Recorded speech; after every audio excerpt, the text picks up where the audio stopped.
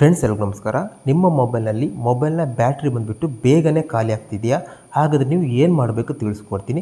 ನಿಮ್ಮ ಮೊಬೈಲ್ನ ಬ್ಯಾಟ್ರಿ ಬಂದುಬಿಟ್ಟು ಬೇಗನೆ ಖಾಲಿ ಆಗ್ತಿದೆ ಅಂತೇಳಿದ್ರೆ ಅದಕ್ಕೆ ಮುಖ್ಯ ಕಾರಣ ನಿಮ್ಮ ಮೊಬೈಲ್ನ ಡಿಸ್ಪ್ಲೇ. ಹೌದು, ಡಿಸ್ಪ್ಲೇನಿಂದಲೇ ನಿಮ್ಮ ಮೊಬೈಲ್ನಲ್ಲಿ 90% ಬ್ಯಾಟ್ರಿ ಬೇಗನೆ ಖಾಲಿ ಆಗುತ್ತೆ. 90% ಬ್ಯಾಟ್ರಿ ಯಾಕೆ ಕಾರಣ ಆಗುತ್ತೆ ಅಂತೇಳಿದ್ರೆ ನಿಮ್ಮ ಡಿಸ್ಪ್ಲೇ ಸೆಟ್ಟಿಂಗಲ್ಲಿ ನೀವು ಮಾಡುವಂಥ ಮಿಸ್ಟೇಕ್ ಅಂತ ಹೇಳ್ಬೋದು. ಅದಕ್ಕೆ ನೀವು ಮಾಡಬೇಕಾಗಿರೋದು ನಿಮ್ಮ ಫೋನಲ್ಲಿ ಡಿಸ್ಪ್ಲೇ ಸೆಟ್ಟಿಂಗ್ ಅಂತ ಬರುತ್ತೆ, ನೋಡ್ಬೋದು ಇಲ್ಲಿ ಡಿಸ್ಪ್ಲೇ ಆ್ಯಂಡ್ ಬ್ರೈಟ್ನೆಸ್ ಅಂತ ಇದೆಯಲ್ಲ. ಸೊ ಇದೇ ಸೆಟ್ಟಿಂಗಲ್ಲಿ ನಿಮ್ಮ ಮೊಬೈಲ್ನ ಬ್ಯಾಟ್ರಿ ಖಾಲಿ ಆಗ್ತಿರೋದಕ್ಕೆ 100ಕ್ಕೆ 100 ಸೊಲ್ಯೂಷನ್ ಇದೆ. ಡಿಸ್ಪ್ಲೇ ಸೆಟ್ಟಿಂಗ್ನಲ್ಲಿ ನೀವು 5 ಸೆಟ್ಟಿಂಗನ್ನು ಆನ್ ಮಾಡೋ ಮೂಲಕ, 5 ಫೀಚರನ್ನು ಆನ್ ಮಾಡೋ ಮೂಲಕ ನಿಮ್ಮ ಮೊಬೈಲ್ನ ಬ್ಯಾಟ್ರಿ ಬಂದುಬಿಟ್ಟು ಸೇವ್ ಆಗುತ್ತೆ. ಹೌದು, ನಿಮ್ಮ ಮೊಬೈಲ್ನ ಬ್ಯಾಟ್ರಿ ಬಂದುಬಿಟ್ಟು 2 ದಿನ ಬರುತ್ತೆ, 48 ಗಂಟೆ ಬರುತ್ತೆ. ನೀವು ಒಮ್ಮೆ ಫುಲ್ ಚಾರ್ಜ್ ಮಾಡಿದರೆ 48 ಗಂಟೆ ಬರುತ್ತೆ, ಕೇವಲ ನೀವು ಡಿಸ್ಪ್ಲೇ ಸೆಟ್ಟಿಂಗ್ನಲ್ಲಿ ಇರುವಂಥ ಸೆಟ್ಟಿಂಗನ್ನು ಎನೇಬಲ್ ಮಾಡೋ ಮೂಲಕ.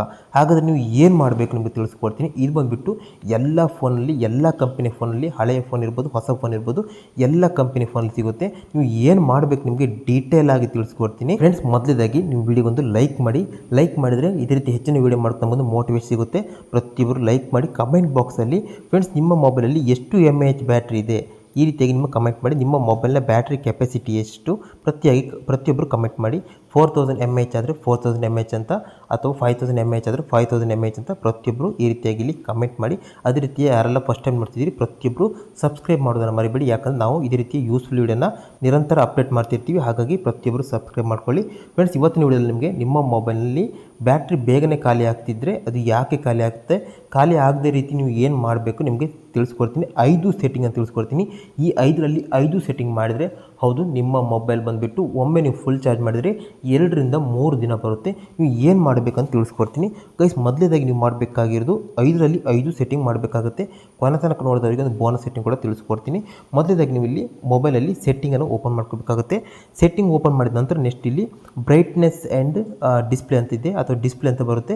ಸಿಕ್ಕಿಲ್ಲ ಅಂತ ಹೇಳಿದರೆ ಟಾಪಲ್ಲಿ ಸರ್ಚ್ ಬಾರಲ್ಲಿ ಸರ್ಚ್ ಮಾಡಿದ್ರು ಕೂಡ ಸಿಗುತ್ತೆ. ಡಿಸ್ಪ್ಲೇ ಮೇಲೆ ಕ್ಲಿಕ್ ಮಾಡ್ಕೊಳ್ಳಿ. ಡಿಸ್ಪ್ಲೇ ಮೇಲೆ ಕ್ಲಿಕ್ ಮಾಡಿದಾಗ ನಿಮಗೆ ಮೊದಲೇ ಸೆಟ್ಟಿಂಗ್ ಮಾಡಬೇಕಾಗಿರೋದು ಇಲ್ಲಿ ಆಟೋ ಬ್ರೈಟ್ನೆಸ್ ಇದೆಯಲ್ಲ, ಇದು 99% ಜನ ಪ್ರತಿಯೊಬ್ಬರು ಆಟೋ ಬ್ರೈಟ್ನೆಸ್ಸನ್ನು ಇಲ್ಲಿ ಆನ್ ಮಾಡಿರ್ತಾರೆ. ಬಟ್ ಇದು ನೀವು ಮಾಡಬಾರ್ದು. ಯಾಕಂತ ತಿಳಿಸ್ಕೊಡ್ತೀನಿ.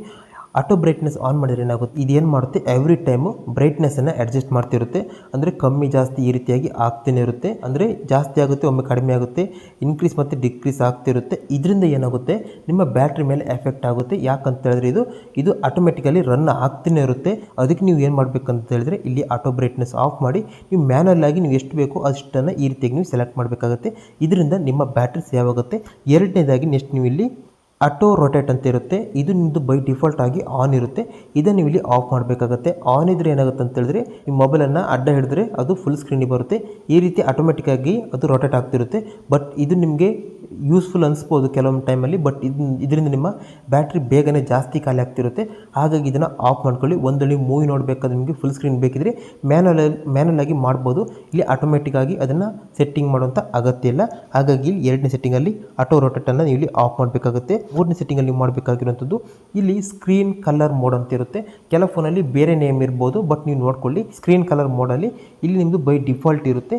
ಇಲ್ಲಿ ನಿಮ್ಮ ಮೊಬೈಲ್ ಬೇಗನೆ ಖಾಲಿ ಆಗ್ತಿದೆ ಅಂತ ಹೇಳಿದರೆ ನೀವು ಇಲ್ಲಿ ಕೂಲರ್ ಮೋಡನ್ನು ಸೆಲೆಕ್ಟ್ ಮಾಡ್ಕೋಬೇಕಾಗುತ್ತೆ. ಅಥವಾ ನಿಮ್ಗೆ ಇಲ್ಲಿ ಬ್ಯಾಟ್ರಿ ಖಾಲಿ ಆಗ್ತಿಲ್ಲ ಅಥವಾ ನಿಮ್ಮ ಸ್ಕ್ರೀನ್ ಚೆನ್ನಾಗಿ ಕಾಣಿಸ್ಬೇಕು ಅಂತ ಹೇಳಿದ್ರೆ ನೀವು ಇಲ್ಲಿ ವಾರ್ಮರನ್ನು ಸೆಲೆಕ್ಟ್ ಮಾಡ್ಕೋಬೋದು. ಬಟ್ ಇಲ್ಲಿ ನಿಮ್ಮ ಮೊಬೈಲ್ ಬ್ಯಾಟ್ರಿ ಇಶ್ಯೂ ಇದ್ದರೆ ಬೇಗನೆ ಖಾಲಿ ಆಗ್ತಿದ್ರೆ ನೀವು ಇಲ್ಲಿ ಕೂಲರ್ ಮೋಡನ್ನು ಸೆಲೆಕ್ಟ್ ಮಾಡ್ಕೋಬೋದು.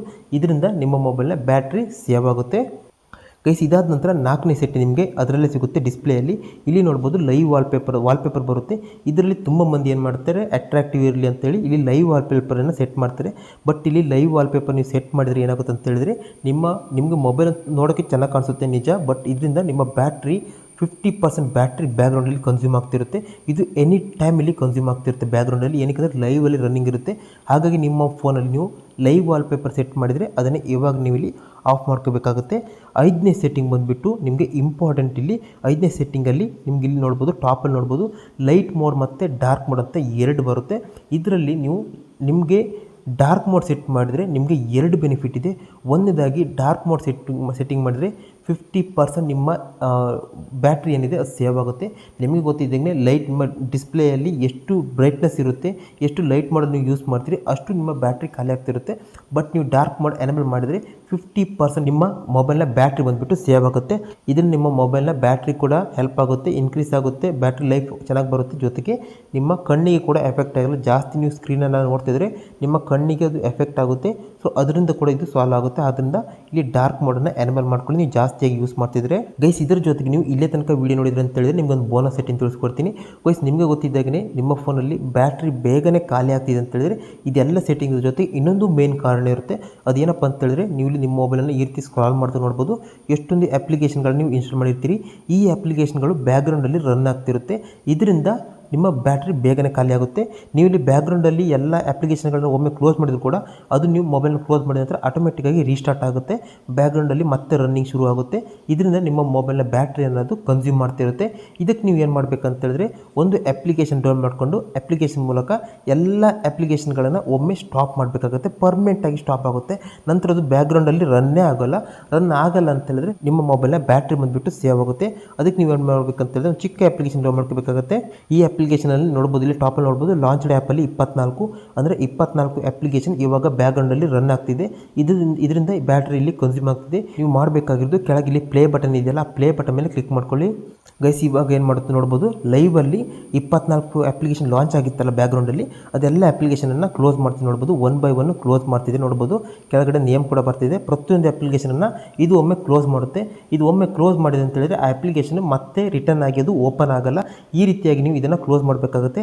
ಬ್ಯಾಕ್ಗ್ರೌಂಡ್ ಅಪ್ಲಿಕೇಶನ್ ನೀವು ಒಮ್ಮೆ ಕ್ಲೋಸ್ ಮಾಡಿದರೆ ನಂತರ ಅದು ಬ್ಯಾಕ್ಗ್ರೌಂಡಲ್ಲಿ ನಿಮ್ಮ ಬ್ಯಾಟ್ರಿಯನ್ನು ಕನ್ಸ್ಯೂಮ್ ಮಾಡಲ್ಲ ಅಂತ ಹೇಳಿದ್ರೆ ನಿಮ್ಮ ಬ್ಯಾಟ್ರಿ ಲೈಫ್ ಚೆನ್ನಾಗಿ ಬರುತ್ತೆ. ನೋಡ್ಬೋದು, ಇವಾಗ ಲಾಂಚ್ಡ್ ಆ್ಯಪಲ್ಲಿ 24 ಇತ್ತು, ಬಟ್ ಇವಾಗ 0 ಆಗಿದೆ.